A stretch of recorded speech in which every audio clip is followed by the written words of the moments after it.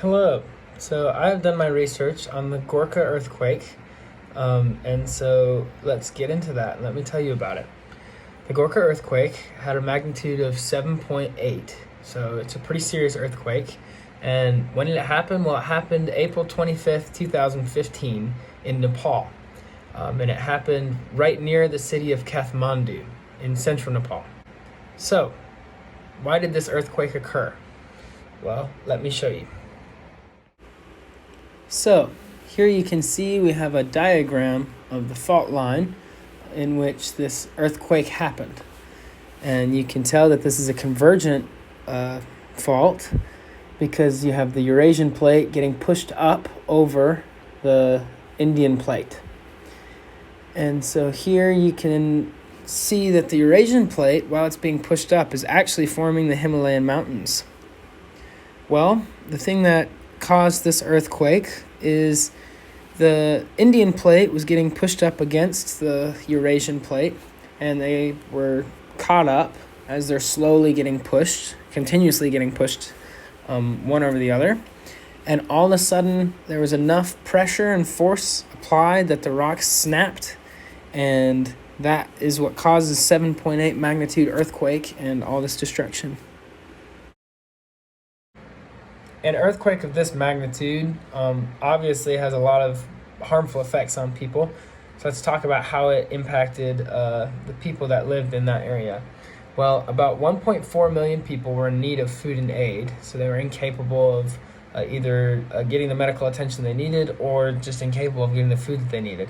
While about 8,000 people were injured. Food, water, and electricity were in short supply for a long time.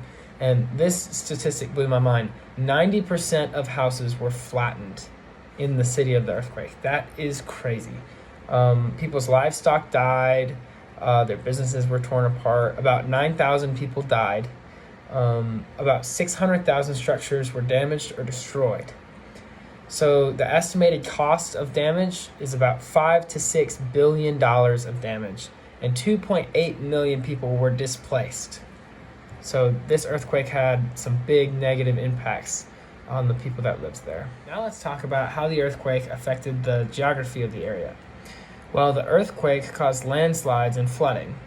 Now, Nepal already has a problem with landslides and flooding because they don't have many trees. They've been very harshly logged. So because of this, there aren't lots of roots keeping all the ground and the soil together. So when water runs over it, all the soil runs with the water and gets washed away.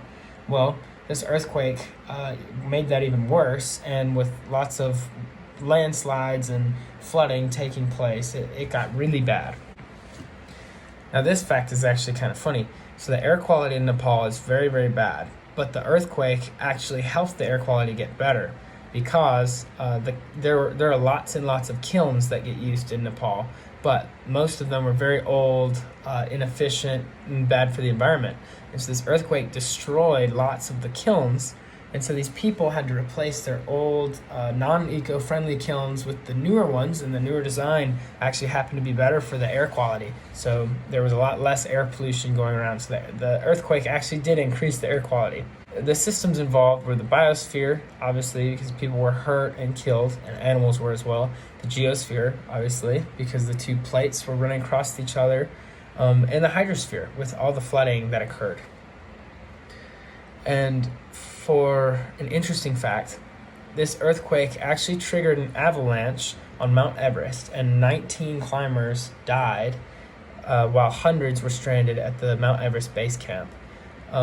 Another interesting fact is this fault has been progressively forming the Himalayas for the past 50 million years.